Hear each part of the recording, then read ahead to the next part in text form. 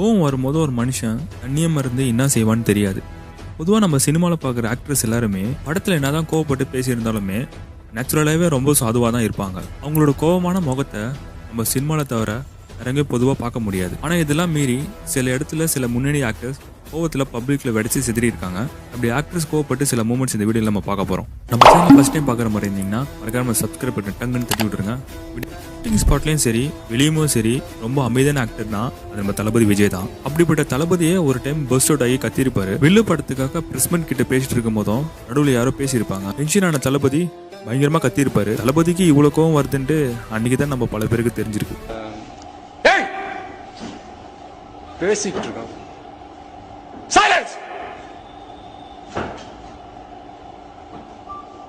பொதுவாக எந்த ஒரு நிகழ்ச்சிக்குமே கலந்துக்காத ஆக்டர்னா அது நம்ம தல அஜித் குமார் தான். கலைஞருக்கு நடந்த ஒரு ஃபங்க்ஷனுக்கு இவர் வந்திருப்பாரு. தலை மேடையில் பேசும்போது என்னை மிரட்டி தான் அந்த ஃபங்க்ஷனுக்கு வர வச்சாங்க, இது மாதிரி இதுக்கப்புறம் பண்ணாதீங்க, எங்களுக்கு அரசியல் வேணாம் அப்படின்ட்டு கலைஞர் முன்னாடியே ரொம்ப போல்டா சொல்லி அவரோட கோபத்தை வெளிப்பட்டு இருப்பாரு. தலையோட அந்த போல்டான பேச்சை கேட்டு அங்கிருந்த சூப்பர் ஸ்டார் ஏஞ்சி கை தட்டி இருப்பாரு.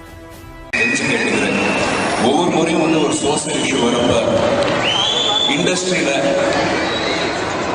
பொறுப்புல இருக்கிற ஒரு சிலர் எங்களை கட்டாயப்படுத்தி வர வைக்கிறாங்க. அதனாலதான் நாங்க வரோம். தூத்துக்குடி போராட்டத்தை கெடுத்தது சமூக விரோதிகள் தான் சூப்பர் ஸ்டார் ட்வீட் போட்டிருப்பாரு. அதை தொடர்ந்து பிரஸ் மீட்ல இதை பத்தி கேட்டிருந்தாங்க. ஸோ சூப்பர் ஸ்டார் ரொம்ப டென்ஷனாகி கத்திருப்பாரு. இப்படி கோவப்பட்ட சூப்பர் ஸ்டாரை மக்கள் பார்த்தது அப்பதான். இந்த ப்ராப்ளம் ஸ்டார்ட் ஆனதே போலீஸ் அடிச்ச பிறகுதான். அந்த சமூக விரோதிகள் போலீஸை அடிச்சாங்க. அப்போதுதான் ப்ராப்ளம் ஸ்டார்ட் ஆச்சு. காவல்துறை யூனிஃபார்ம்ல யாரும் அடிச்சா கூட எப்போவுக்கும் ஒத்துக்க மாட்டேங்க நான்.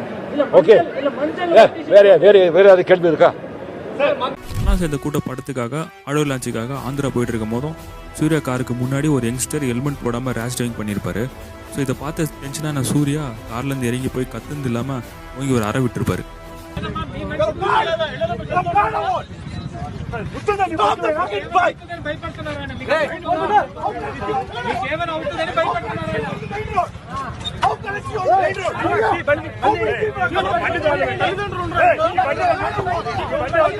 சூர்யாக்கு இவ்வளவு கோவம் வரும்போதும் அவங்க அப்பா சிவகுமாருக்கு ஒரு ஷோரூம் ஓப்பனிங் ஃபங்க்ஷனுக்கு மதுரை போயிருந்தாரு. இப்போ அவர் கூட செல்ஃபி எடுக்க ஒரு பையன் வந்தப்போ அவர் ரொம்ப டென்ஷன் ஆகி போனை தூக்கி உடைச்சு விட்டுருப்பாரு.